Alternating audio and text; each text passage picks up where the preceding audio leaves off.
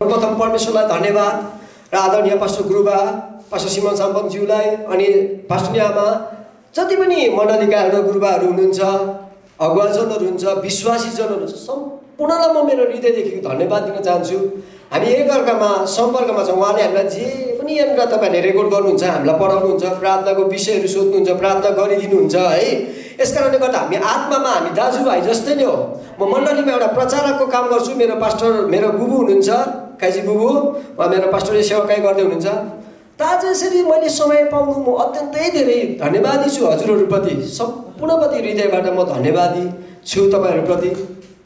म विशेष गरी परमेश्वरलाई धन्यवाद दिन्छु। हुन त यहाँहरूले आजको वचन, मैले बोल्न लागेको वचन परमेश्वरको जीवित वचन, म त एउटा मुख चलाउने मात्रै। उहाँले जे कुरा दिनुभएछ मण्डललाई थपकै यताबाट कमाएर ल्याए, यता घरको भाडा तिरेको जस्तो मात्रै हो। तर पनि जे दिनुहुन्छ परमेश्वरले हामीलाई उत्कृष्ट दिनुहुन्छ। हालेलुया।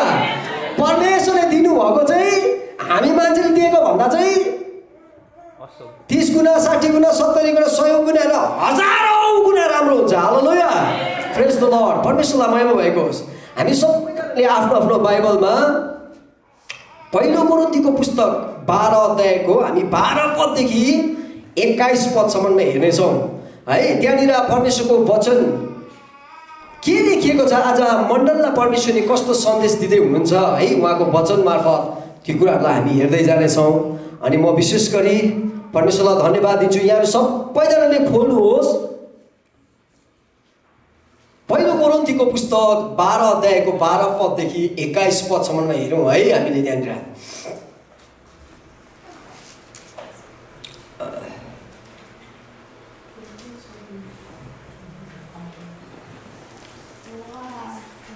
ल, यहाँहरू सबैजनाले भेटाउनु भयो। म सरल पढेर 12 पदको पहिलो कोरिन्थी 12 अध्यायको 12 पददेखि 21 पदसम्म हेर्नेछु। यहाँनिर शीर्षकमा हामीले हेर्न सक्छौँ एउटै शरीर र धेरै अङ्गहरू भनेर भनेको छ। यो वचनलाई सुरु गर्नुभन्दा अगाडि हामीलाई छिट्टो बुझ्नको लागि मण्डललाई हृदयमा छट्टै लागोस् र बुझोस् भन्ने हेतुले मैले भन्दा पनि पावलले यो कुराहरू कसरी जनाउनु खोजेको छ भनेदेखिलाई, पावलले यो पत्र लेख्यो। यो चाहिँ पत्र हो, तर परमेश्वरको पवित्र आत्माबाट भरिएर कोरिन्थीको मण्डलीहरूलाई सन्देश स्वरूप, त्यो मात्रै नै सन्देश स्वरूप मात्रै होइन, चेतावनी, खबरदारी, तिमीहरूले अबदेखि यसो नगर नि ल भनेर पावलले वास्तवमा यो कोरिन्थीको मण्डलीलाई लेख्दै गरेको पत्र हो। यो चाहिँ भरेको दिनमा हामीले बुझ्न सजिलो होस् भन्ने हेतुले मैले यहाँहरूको बिचमा यो कुरा भन्न मलाई मन लाग्यो। त किन यसरी पावलले यो पत्र कोरिन्थीको मण्डलीलाई लेख्दैछ भने, जब पनि पावलले कोरिन्थीको सहरमा चाहिँ मण्डलीहरू स्थापना गरे, पावल प्रेरितले मण्डलीहरू स्थापना गरे अनि मण्डली झुन्डहरू बनाइराखे। त्यहाँनिर पास्टर अगुवाजनहरू है सबै कुराहरूलाई चाहिँ नियुक्त गरेर मण्डलीमा एउटा दर्बिलो मण्डली, तेजस्वी भन्छ नि, चौरी नलागेको मण्डली। किनभने महान दास, प्रभुको दास पावलले ती कामहरू गरेको थिए। जब पनि उसले त्यस्तो गरेर कोरिन्थीबाट ऊ एफिससमा आएर बस्दै थियो, तर समय बित्दै जाँदा 1-2 वर्ष नभइकन नै त्यो मण्डलीमा कस्तो खालको घटना घट्न थाल्यो अरे, डरलाग्दो घटना घट्न थाल्यो। फुटको कुरा रहन थाल्यो, झगडाको कुरा रहन थाल्यो। यहाँ हेर्नुहोस्, टु बी अनेस्ट, म हृदयबाट भन्दैछु, मैले एउटालाई मनपर्ने खालको वचन तयार गरेको होइन। गड, हाम्रो परमेश्वर हामी पो शरीरको आँखाले देख्छौँ, उहाँले आत्माको आँखाले देख्नुहुन्छ। तर परमेश्वरको वचनले हामीलाई जे कुरा भन्दैछ त्यो चाहिँ सत्य हो। हालेलुया। बनावटी यहाँनिर छैन, नेभर एन्ड एभर, त्यो कहिले पनि हुनु हुँदैन। परमेश्वरको वचन जे छ त्यो नै छरिनुपर्छ। तपाईँ हाम्रो शरीर एउटा मलिलो माटो भएर तयारी हुनुपर्छ, परमेश्वरको वचन हामीमा छरियोस्। हालेलुया। त कोरिन्थीको मण्डलीले जब पनि विकृति आउँथ्यो, त्यहाँनिर झगडाको जस्तो कुराहरू आउन थाल्यो, एकअर्कामा विवाद आउन थाल्यो, त्यहाँनिर नराम्रो कुराहरू हुन थाल्यो। म भन्ने घमण्डहरूले मानिसहरू भरिन थाल्यो, जातित्वको कुराहरू आउन थाले पछाडि जब पनि एफिससमा हुँदा पावलले यी कुराहरू, यस्तो नराम्रो कुराहरू सुन्छ है। तब पावललाई सुखको साथमा, तब पावलले खुसीको साथमा लेखेको पत्र होइन, दुःखको साथमा लेखेको। मण्डली स्थापना भएको 2 वर्ष पनि लगभग बितेको छैन है, तर यहाँ के हुँदैछ? कोरिन्थीको मण्डलीमा झगडा हुन थाल्यो, टुट हुन थाल्यो, फुट हुन थाल्यो। यहाँ हामी हेरौँ ल। म तपाईँहरूलाई सुरु गर्छु यो कसरी लेखेको रहेछ भन्ने कुराहरू। अनि यहाँनिर एउटै शरीर धेरै अङ्गहरू। प्रभु येशू ख्रीष्टलाई हामीले हेऱ्यौँ भने विभिन्न क्षेत्रमा चाहिँ प्रभु येशू ख्रीष्टलाई हामी धेरैवटा रूपमा पाउन सक्छौँ। म हुँ जो म हुँ भनेर पठाएको भन् जा भनेर होइन परमेश्वर भन्न सक्नुहुन्छ। असल दागको बोट हुँ म भनेर भन्नुहुन्छ। उहाँ को हुनुहुन्छ? परमेश्वर हुनुहुन्छ होइन। संसारको ज्योति हुँ म भनेर भन्नुभयो। त प्रभु येशू ख्रीष्टलाई हामीले हेर्ने भने कुनै ढुङ्गो हुँ म, कुनै ढुङ्गो जहाँनिर आवश्यकता पर्छ पर्खाल लाउनमा होइन, बढाउनमा। र यहाँनिर हामीले हेर्यौँ भने असल दागको बोट के हामी विभिन्न रूपले हाम्रो परमेश्वरलाई हामी चिन्न सक्छौँ, बुझ्न सक्छौँ। अनि ती कुराहरू हामी सबै मण्डललाई थाहा छ। तर यहाँनिर हामी हेऱ्यौँ भने यहाँ चाहिँ एउटै शरीर र धेरै अङ्गहरू भनेर यहाँ शीर्षकमा लेखेको छ। किनकि जस्तो शरीर एक छ र त्यसका धेरै अङ्गहरू हुन्छ र शरीरका सम्पूर्ण अङ्गहरू धेरै भए तापनि शरीर चाहिँ एउटै हुन्छ। ख्रीष्ट पनि त्यस्तै हुनुहुन्छ। प्रेज द लर्ड। प्रभु येशू ख्रीष्ट पनि त्यस्तै हुनुहुन्छ है। कोरिन्थीको मण्डलीहरूलाई पावलले के भन्दैछ? जतिसुकै अङ्गहरू होस् है, तर त्यो अङ्गहरू चाहिँ एउटै कुरामा आबद्ध छ, त्यो चाहिँ शरीर हो। अनि ख्रीष्ट पनि के हुनुहुन्छ? कस्तो हुनुहुन्छ? त्यस्तै हुनुहुन्छ। ख्रीष्ट पनि त्यस्तै हुनुहुन्छ है। तिमीहरूले बुझ ए कोरिन्थीको मण्डली के भएको तिमीहरू है। मण्डली स्थापना गरेको 2 वर्ष पनि बितेको छैन। तिमीहरूको जीवनमा यस्तो के आएको? यो कहाँबाट घमण्ड भन्ने कुरा आयो है? मैले कहिले पनि तिमीहरूलाई ती कुराहरू सिकाइनँ, तर यस्तो कुराहरू कहाँबाट आउँदैछ तिमीहरूको जीवनमा? झगडाको कुराहरू, म भन्ने घमण्डको कुराहरू कहाँबाट आउँदैछ?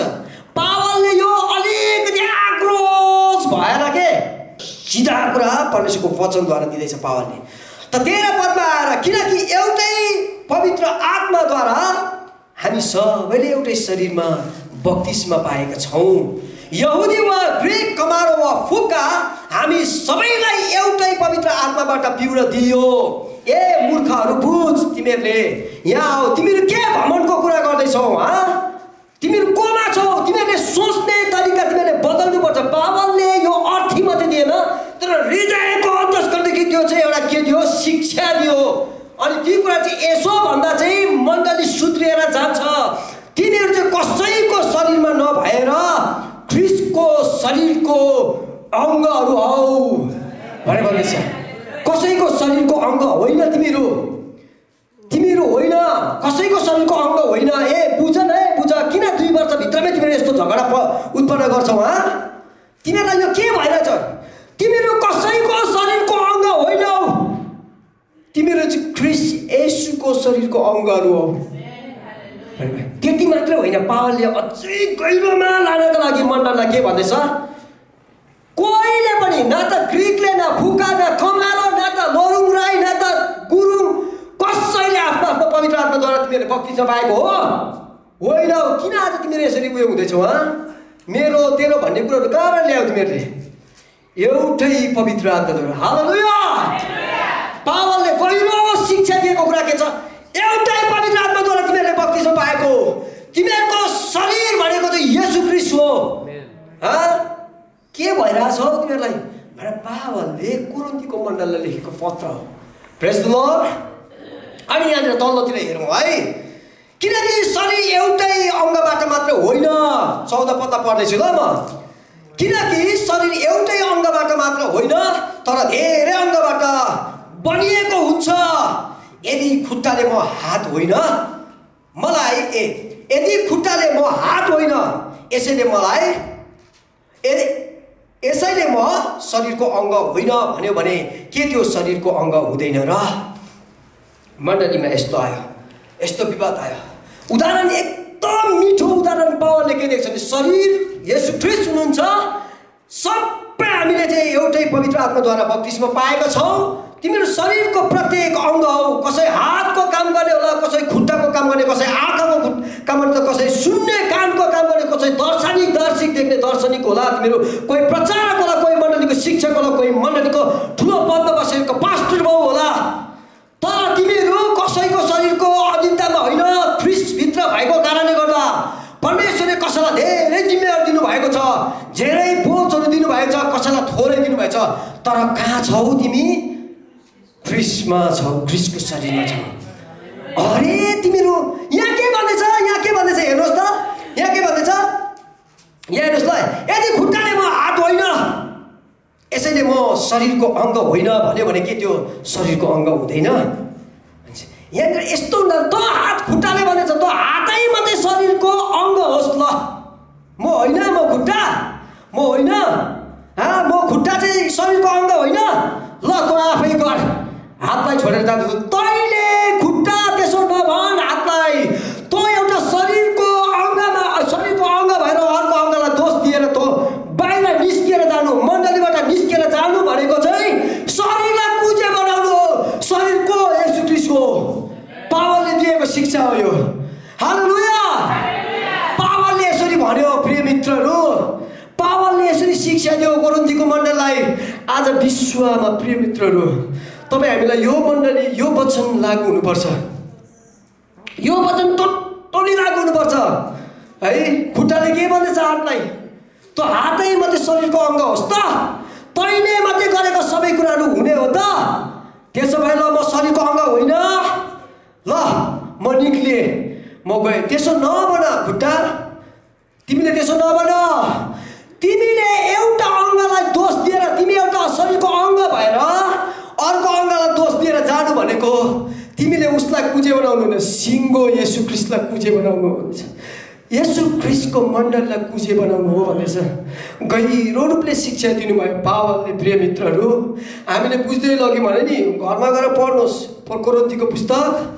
यो एकदमै पावलले दुःखको साथमा लेखेको। तिमीले यस्तो नगर न हौ, यस्तो नगर, मलाई शर्ममा पार्यो भनेको होइन। म प्रभुको दास, सधैँभरि म प्रभुको दासै हो, म शर्ममा कहिले हुँदिनँ।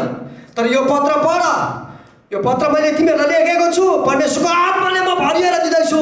शरीरको अङ्गहरू ख्रिस्टलाई आदर गरेर मण्डलीमा बस्ने गर, त्यही नै फलिफाप छ तिमीहरूको लागि भन्नुभयो। हालेलुया। अझै तल जाउँ न, हेर्नुहोस् कति साह्रो गहिराइमा लगेको छ पावलले। मैले 15 पद फेरि पढ्ने ल। यदि खुट्टाले म हात होइन, यसैले म शरीरको अङ्ग होइन भन्यो भने के त्यो शरीरको अङ्ग हुँदैन र? अब यहाँ हेर्नुहोस् है, कानले म आँखा होइन, यसैले म शरीरको अङ्ग होइन भन्यो भने के भन्यो भने त्यो शरीरको अङ्ग हुँदैन र? यस हरेक शरीरको अङ्गहरूको झगडा हुँदैछ प्रिय मित्रहरू है, झगडा हुँदैछ। एउटाले अर्कोले जे गरे त्यही गर्नु खोज्दैछ। कानले भन्दैछ म आँखा होइन, तिमी जस्तो म दर्शन देख्न सक्दिनँ, तिमी जस्तो म भिजन देख्न सक्दिनँ, म कान होइन त, तिमीले मलाई हेपेको, मलाई मण्डलीमा तिमीले हेपेको। त्यसो भए तिमी आफै गर ल। यो मण्डली तिम्रै छ, तिमी मात्रै दर्शन देख्न सक्ने, तिमी मात्रै भिजन देख्न सक्ने मण्डलीमा तिम्रै मात्रै ठुलो कुरा, के फुइफुटी लाग्यो भने जस्तो के? तर त्यो चाहिँ होइन, त्यस्तै भनेको छ प्रिय मित्रहरू। पावलले त्यही कुराहरू बुझाउन चाहेको। त्यस्तो नगर न तिमीहरू, एकअर्कामा त्यस्तो नगर न, ए मण्डली त्यस्तो नगर भनेर पावलले के भन्दैछ? आँखा तिमीले कानलाई दोष दिएर है शरीरबाट निक्लिनु खोज्नु भनेको सिङ्गो येशू ख्रिस्टलाई अन्धो बनाउनु हो। मण्डलीलाई अन्धो बनाउनु भनेको मण्डलीको शिरको हुनुहुन्छ येशू ख्रिस्ट हुनुहुन्छ। हालेलुया। पावलले यहाँ शरीरको उदाहरणमा मण्डलीलाई एउटा पत्र लेखिरहेको छ प्रिय मित्रहरू। त यहाँ कसलाई नाङ्गो बनाउँदैछ मण्डलीले? होइन, येशू प्रभुलाई। येशू प्रभुलाई उसले के भन्नु? खुट्टा जाँदैछ हातदेखि, ल तँ गर भनेर। खुट्टा बाहिर जाँदैछ होइन, खुट्टा बाहिर जाँदैछ। अर्को कान, आँखा बाहिर जाँदैछ, म तँ जस्तो होइन। ल सबै निक्ल्यो, एउटा निक्ल्यो, अर्को निक्ल्यो, भोलि अर्को निक्ल्यो। के हुँदैछ? मण्डली कुजे भएर गयो। मण्डली के भएर गयो? लुते भएर गयो। तर परमेश्वरले चाहनुभएको मण्डली तेजश्री, चौरी नपरेको, दाग नलागेको मण्डली परमेश्वरले चाहनुभएको। हालेलुया, हालेलुया। यहाँ हेर्नुहोस् है, अब आएर म पढ्दैछु 16 पद। र कानले म आँखा होइन, यसैले म शरीरको अङ्ग होइन भन्यो भने के त्यो शरीरको अङ्ग हुँदैन र? हेर्नुहोस्, एकअर्कामा झगडा छ, एकअर्कामा यस्तो नराम्रो रिसारिस छ, यस्तो भनाभनी छ।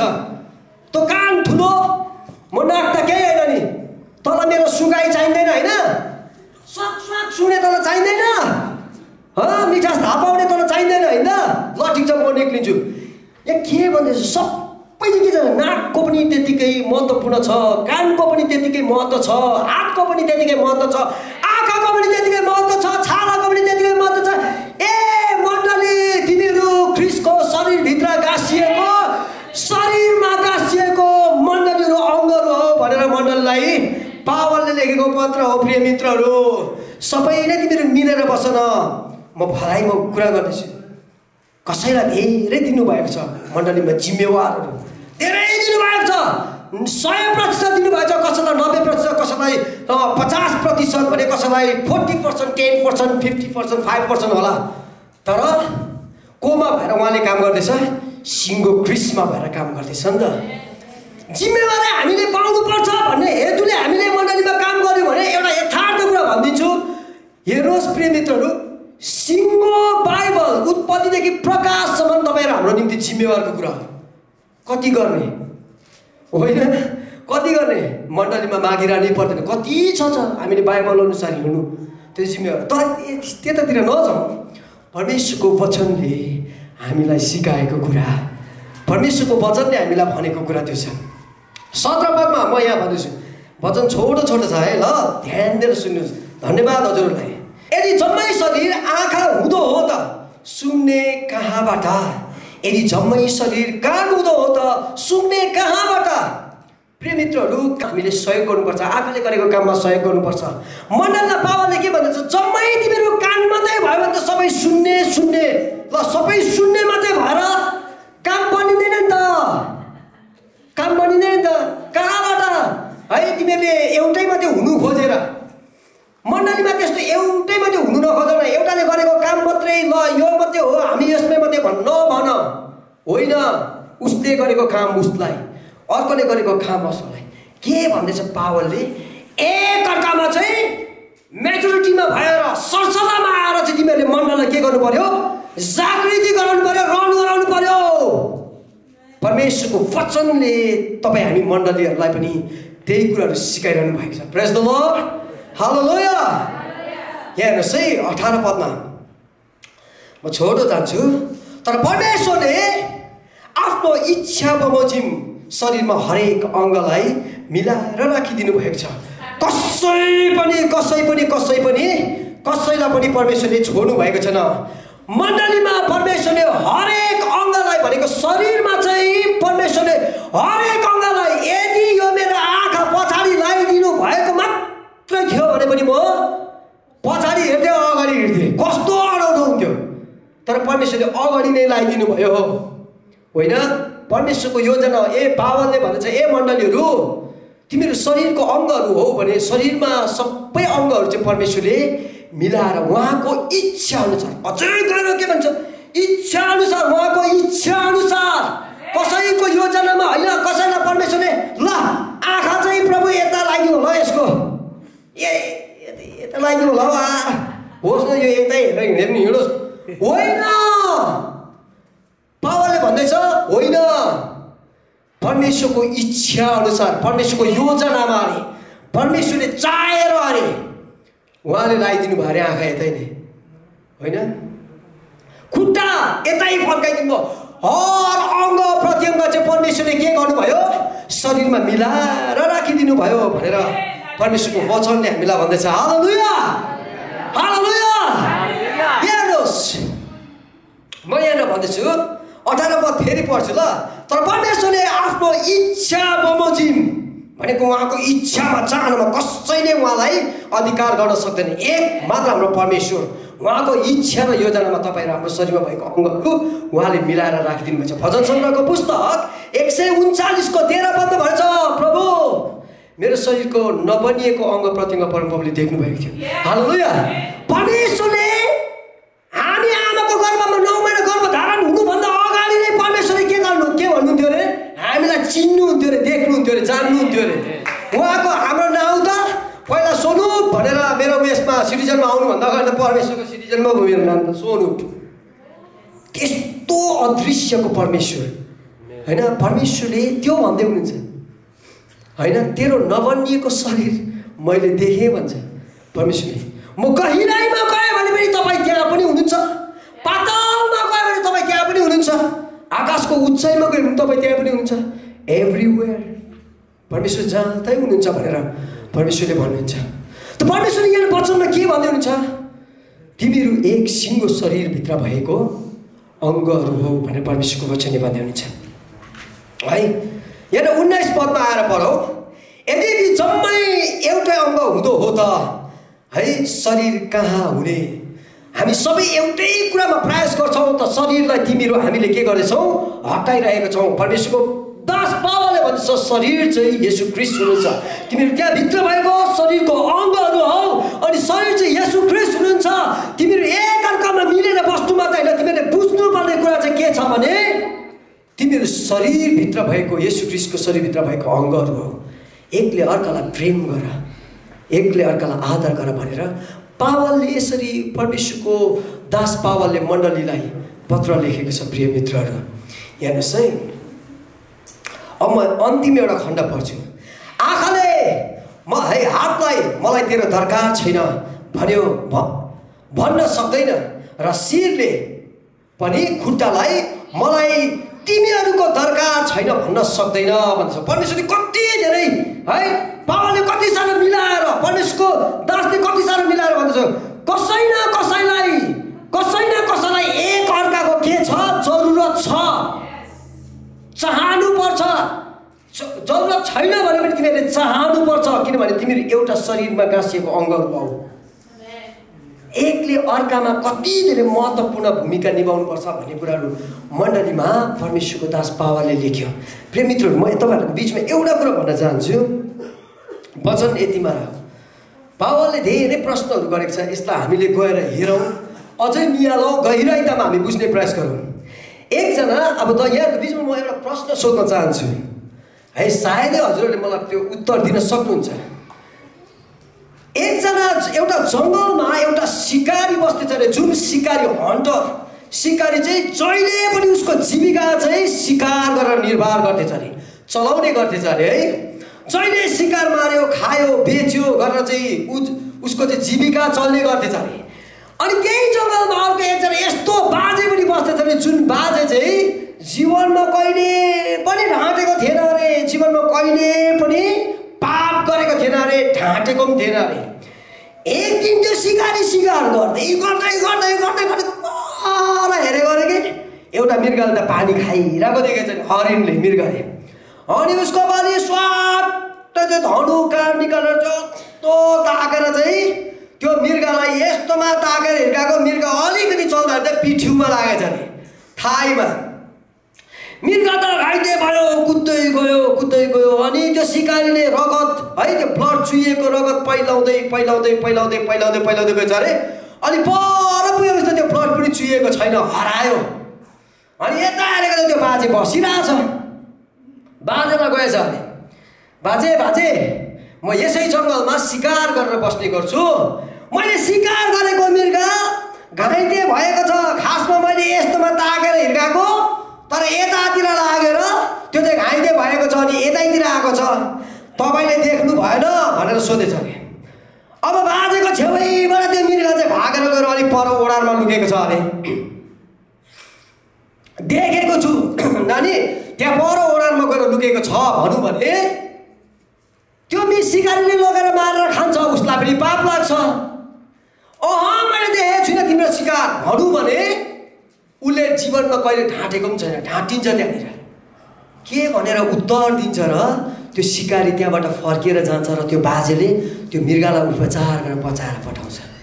प्रिय मित्रहरू, यसको उत्तर गहिरो छ। पावलले दिन लागेको शिक्षा पनि त्यही नै हो। मैले देखेको छुइनँ तिम्रो मृग भनौँ भने उसले देखेको छ, त्यहाँ ढाँटिन्छ।